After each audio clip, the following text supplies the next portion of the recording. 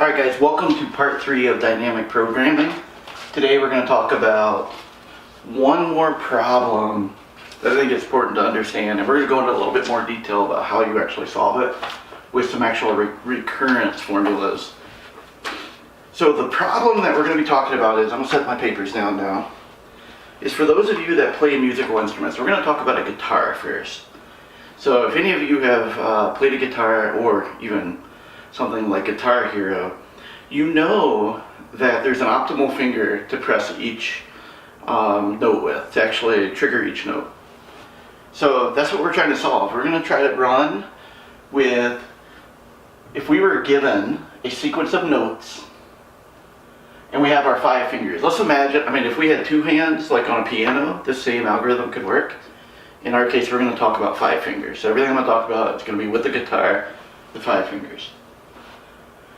We're going to define a difficulty function as D. We're going to pass in the first finger, so the finger of the note we're currently playing. We're going to pass in the note. We're going to pass in the second finger, which is where we are going, and then we are going to pass in another note. We're going to have some rules here. The first rule that we're going to use is fingers 4 and 5 are typically considered weak fingers. So we want to try to avoid them. So those are going to be weighted differently. Moving between 3 and 4, so that would be your middle finger in this one, is avoided. So that would also have a lower chance of happening. And we also want to avoid stretching between fingers too much. So we would like the movement to happen as closely as possible, with 3 and 4 being the only time that isn't the case. So hopefully this makes sense as an overall problem. I'm going to talk about a wrong way to approach this initially, and then we're going to talk about a right way. So if we break this down to a sub-problem, is basically how to play notes from I to J. That's the problem. So I can be at any index in the notes array, and our guess is which finger. Okay? That gives us a recurrence of so this is really the part that matters, right? This is that function that we actually added in, and we're going to be calculating an actual difficulty overall for what it would take to do that from that position. So we would pass in the finger that we started with and the note that we're on. Remember, we guessed which finger to start with. That is F in this scenario. But we don't know what the finger is that we're going to be using. So the second finger we have no knowledge of. So we don't know what finger I plus 1, which would be the note forward in the sequence, actually needs. So we don't have any knowledge of that. The right way to do that is basically we are going to be breaking up the subproblem on how to play notes I forward. We're going to be guessing the finger for note I plus 1. So we're no longer going to be guessing the first finger, and it kind of seems like we're assuming that we know what the first finger is, and I'll get to that in a little bit. But if we know what the first finger is, and all we're doing is guessing the future finger, our recurrence becomes basically that, but now we actually have a G because we're guessing the G finger. We keep track of where the finger was. We keep track of the history of the finger, of where it used to be. Now, all this writing up here on the board is one thing, but what does this actually give us if we wanted to look at this in a visual way? And I'm going to draw something up here that hopefully makes this even clearer, because we've talked about this in the past. We have what really is nothing more than a DAG, D-A-G. So imagine we have a bunch of nodes here, alright? We're just going to do this very simple.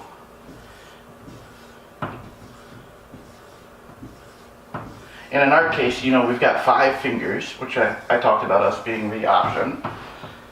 We have 5 fingers. And so these would be the 5 different options, and maybe we have 4 notes, so these would be the notes. Like from here to here would be our notes. Alright? What ends up happening is we have a directed graph. And that directed graph basically means that I could, in theory, go, if I'm hitting this finger, right? I could calculate what it costs to go to any of these other possible positions for your finger.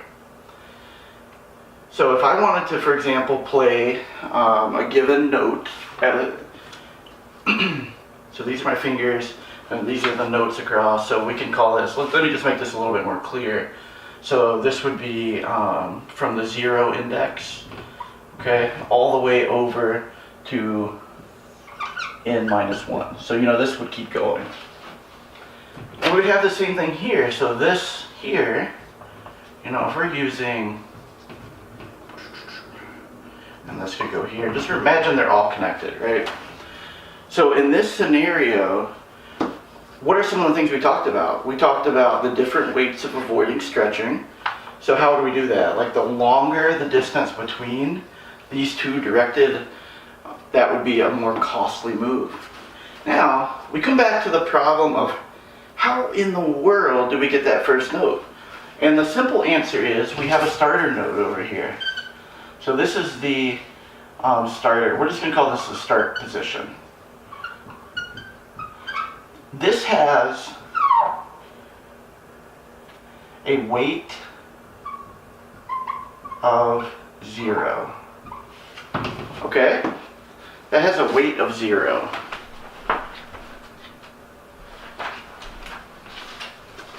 And because we have a weight of 0, we now can actually calculate the best finger to start with.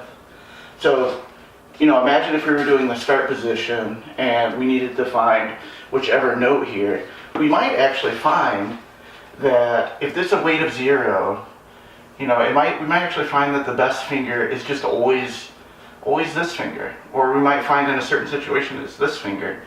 But this node has no correspondence to that because it's influencing the graph by nothing. So as we run through this, what we're going to start doing, and the reason that we'd find different values there, is based on the second node, and the third node, and the fourth node. Because if this node, we start here, and then for some reason we've got to do a note this with our pinky finger way down here, right? So we would now know that this is not an ideal node to start with, right? We're going to get situations where it's actually going to be a better cost scenario, a better difficulty scenario by starting here in the middle. So I love this one because it gives you a good overall visual representation of all the stuff that we were talking about, and it's really turning it into a visual cue of what we're actually doing with dynamic programming. And remember, we're generating that big table, that DP table of with the finger and a note, what's the difficulty from that point. Then we can use that lookup again, always find the minimum value. That's why you saw the minimum on the previous slide. So what I'm going to do now is I'm actually going to do a couple fun problems. So with this problem, we're going to pretend that we are a thief. And the thief is going to be looking for different houses to steal from. One of the rules the thief has is that he can't steal from two houses that are beside each other. So we've got a single road with 4 houses out here. And what we need to do is we need to figure out what the maximum value is this thief could actually steal without being caught. Because if he were to steal 1 and 2 beside each other, or 6 and 1 beside each other, he'd be caught in our scenario here. So what we want to do is we basically want to use dynamic programming to solve this problem. And actually I'm going to try to write up some pseudocode here to show you what the code actually looks like to solve this. But in this case, let's walk through it from the scenario of this one's an easy one to solve. We see that if we were to steal from 6 and 2, we would end up with 8 because that's the scenario, right? If we were to steal from 6 and 7, we'd end up with 13. Alright, so we finished 6 at that point. So now let's take 1 and 7. So that ends up with 8 again. Okay, and then that's it, right? Those are our 3 options that we've got. And you can see how I did that by skipping, we skip 1, and then we go to another one. Now, another thing to keep in mind is what happens if we have a 5th house, or a 6th house, or a 7th house. It's a little bit more complicated, because in theory we might be able to steal from 3 houses or 4 houses, or it might be better to steal from 3 even though we can steal from 4. So what we end up doing is defining a function. So anyway, the answer to this one is 13, just to make that very clear, because the robber would want to steal from here and would want to steal from there. So we'd want to do that. Okay, so what we really want to do is we want to have a max function that takes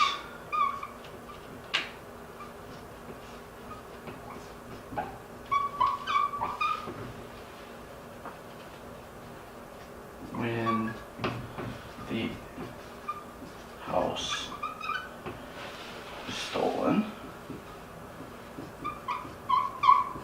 comma, f I minus 1 otherwise. Okay, so if a house is being stolen from, for example, we want to skip over the next one and go to the one after, and that's why we have the I minus 2. Otherwise, we just move forward by 1. So we're taking, this would be the value of whatever it is we've stolen thus to this point, right? So if we've stolen, for example, 6, and we've definitely stolen from this one, so I would be 0 in this case. And actually, a better way to do that, these should really be pluses. Anyway, so then what we would do is we would add on the value of this one. Okay, so that would be 8.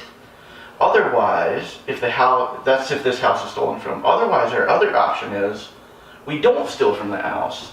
So we want to run a recursive function that checks what if we don't steal from that house, and we just go forward to the next one. So what we end up with is a branch of we steal or don't steal. So our stealing is this first path, our not stealing is our second path. And then we end up with a different tree. So what happens if we don't steal from this? We then go to 1. Now 1 makes the same decision. Say we steal from this house, then we go to get the value from here on out. If we don't steal from this house, we go here. Hopefully that makes sense. And these things are always a little more complicated than what they really are. But really what we're trying to do is we're trying to get the max value in a recursive way here. So, if you wanted to play around with an actual implementation of this, let's pretend that we have a function that returns an integer, max stolen, and we're going to pass in like let's just say a list, or if you're familiar with C++, we can call this a vector, and this will be our vector of values. Okay, and we don't really care about the distance between them. All we care about is that they're not adjacent to each other, so keep that in mind. So the first thing we're going to do is we're just going to grab the length, which is going to be the values dot length. And again, this is somewhere in between C++ and pseudocode, so don't try to run this exactly how I got it. If our length is, if len is equal to 0, there's really nothing we can do here, so whatever your conditions are for that, you probably just want to return 0 in this case, because there is no maximum value that can be stolen. Now what we do is we break this up into 2 different pieces. So we do another integer of value 1, and value 1 is just going to be the first item in the array, which if you know in C++ and in almost all languages, there are some that are a little bit different, you're just going to index that with 0 there. If we only have one item in the array, so we've got a street with one item, we're done here, right? So like we have another check so that if 1, we're just going to return value 1. Okay? Because there's no other house to steal from. You're going to steal from that one and get off that street. So now what we're going to do is we're going to grab a value 2, and we're going to set that equal to the max, and these are going to be integers again. So values of 0 and values of 1. We're just going to grab the max value out of the first two to make what value 2 is actually going to equal to. And this is another weird thing, right? So remember, this is also going to be, this also could be done recursively, but I'm not actually going to show you how to do that because it gets pretty inefficient if you run this recursively. So I'm doing this in a non-recursive method. So what do we do here? Now what happens if we only have 2 items? So we've got a road, maybe we have 2 houses on a single road. So this would be V1 and this is V2. We can only steal from one of them. So what do we do in that scenario is we grab the max of those and we just return it. So we have another interesting condition, and these are the edge cases that we have to deal with in this type of. So we're going to return value 2. Because value 2 actually holds the maximum between those. And now that we've done these conditions, right, we're past that part, we can actually get into the meat of the algorithm. So we've handled the case of 0, we've handled the case of 1, we've now handled the case of 2. So let's just say we've got integer value is equal to 0. We're just going to initialize that as a blank value. We're going to do for int I is equal to 2, I is less than length. And just know that we're incrementing I here. So that I'm trying to make this too much like actual code, but this is just a loop that goes through all the nodes. This is actually interesting. So remember the 2 paths that we took, right? So the 2 paths that we took were you either route from it or you don't. So one of the ways to actually solve this is to take our value and we're going to set that to the max of value 2, which remember value 2 is this one. So that's the max. And that's going to change below here too, though, by the way. So as we go through this loop, you're going to see why this actually works. So we're going to say value 1 plus values I.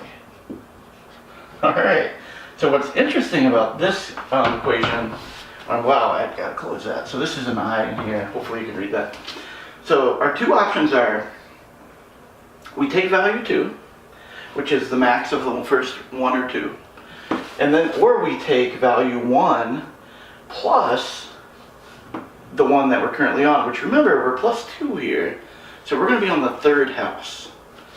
So we know that we've skipped the 2nd house if we use this one.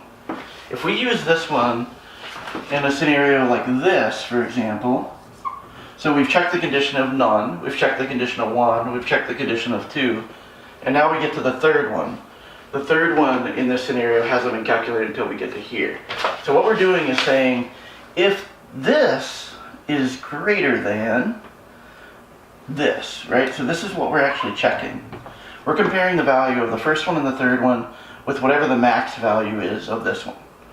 And we know without a doubt that it would be greater in this situation because we know that value 2 in this case is actually holding the maximum value in here. Hopefully that makes sense.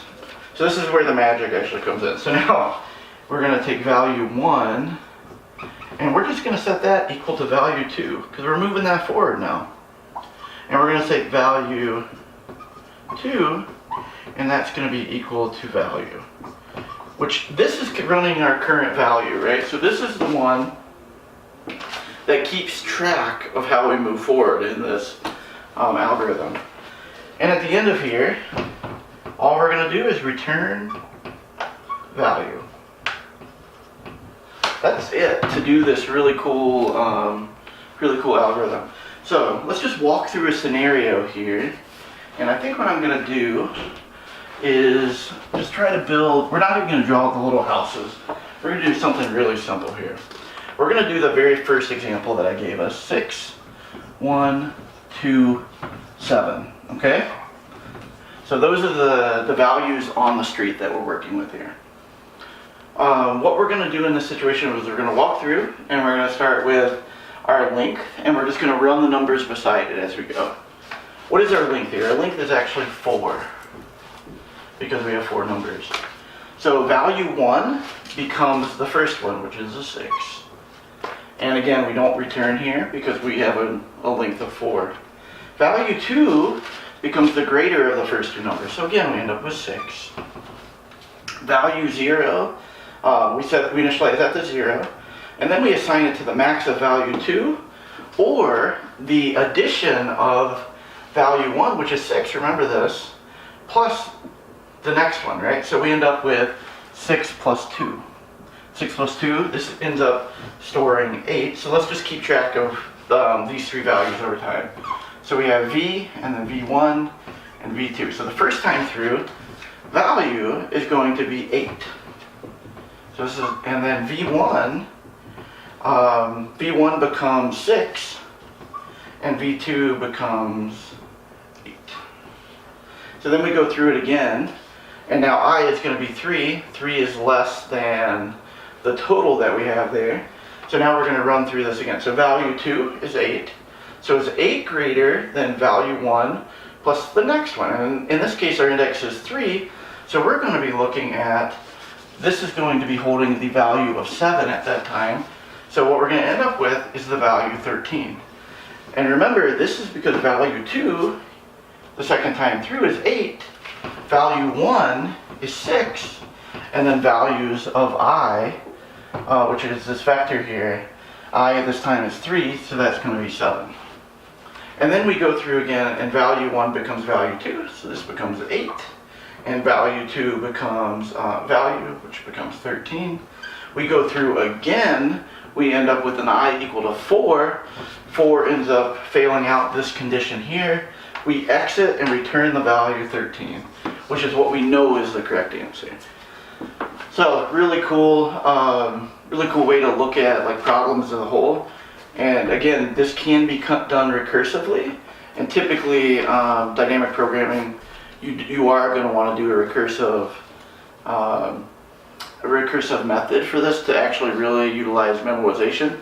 But there are times like this where it just makes more sense to not do it that way and still use some of the same concepts that we've utilized with picking directions, right? So, and by what we're doing there is we're guessing by trying both. So we're going left and right. Left and right meaning we stole or we didn't steal. And that could be done with a DAG, similar to how the finger method actually went for the guitar. Or that could be done with a loop like how we set it up here. It's a really, really cool problem.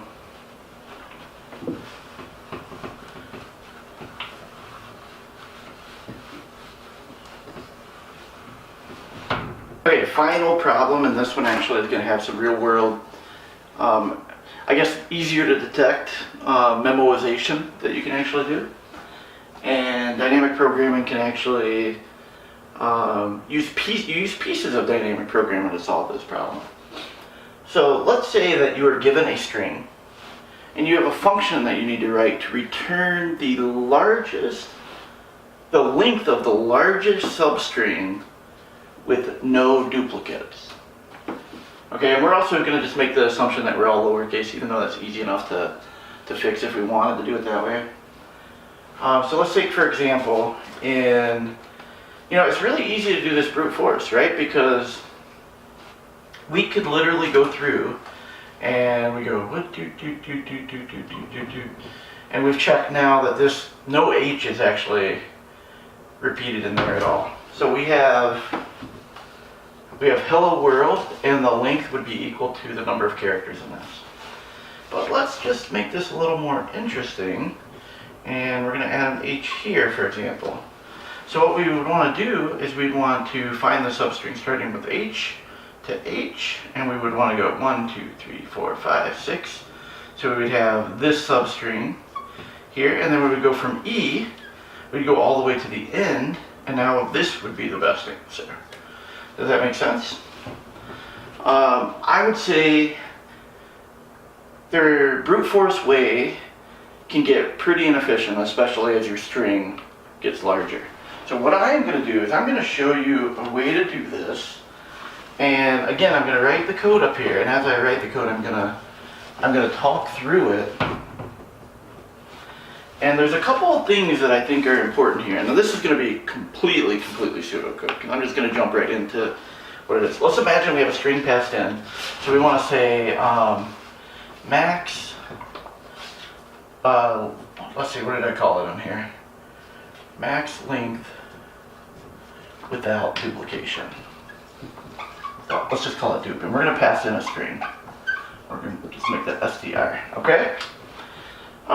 There's a couple variables that I want to initialize here. So first off, we're going to have cur length, and we're going to set that equal to 0, and then we're going to have max length, and we're going to set that to 0. Now this is where it gets really fascinating, because what we can do is we can create an array based on the number of characters there are in the alphabet, because we're dealing with all lowercase. So the way that we do that is we can have a position array, and we're going to set this to where everything in there is 0 to begin with. So every position in here, and again, I want to set this to 26 because we know that we're dealing with 26 characters here. Knowing that the string that we're getting in will not have anything outside of that range. And if it did, we'd have to do something different. Okay, so this is where it actually gets really cool. So we're going to do a loop here. So we're going to do for I is equal to 0, I is less than str.length, and then we're going to do I plus plus. And in here, we're going to do,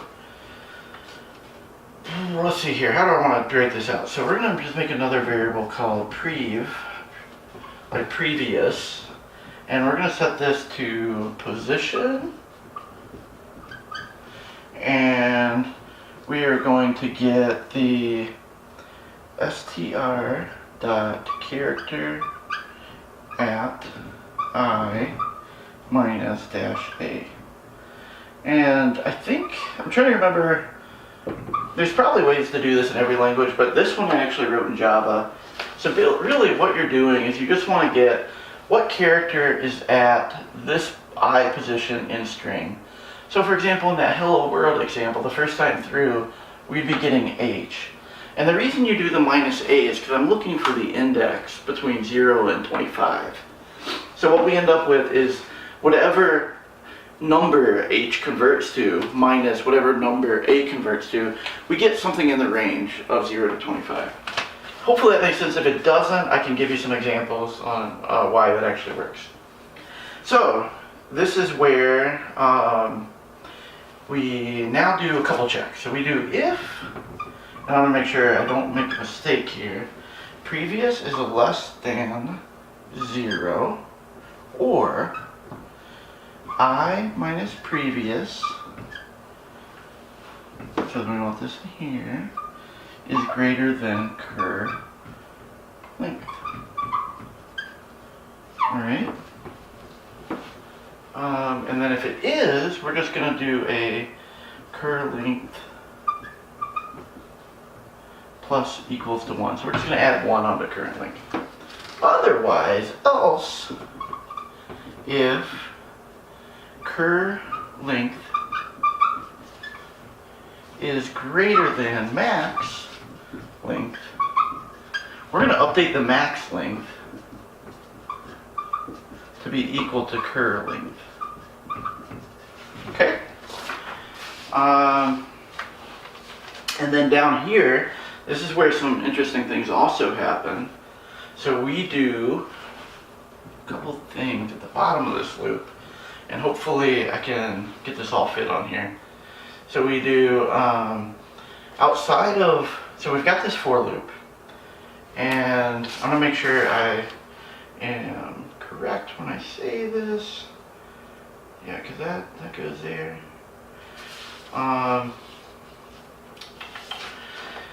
Yeah, so let me figure out how I want to put this. So I'm going to do cur length. So this is, these things have happened. This is still in this loop. So we're going to do cur length is equal to I minus previous. And then we're going to do, that is going to be in the else there, so then and then we're going to do position str dot character at I minus a is equal to I. Okay, because now we've gone through and we've actually seen a character, we want to make sure that, and you know what I actually figured out? So actually what I really want to do here, I got to change this around a little bit. So actually I don't want this to be an else if here. I want this to be an else that contains all of this stuff here, right? Actually it contains all of this stuff here. And then I want this to be an if inside of there. Does that make sense? Hopefully that makes sense anyway.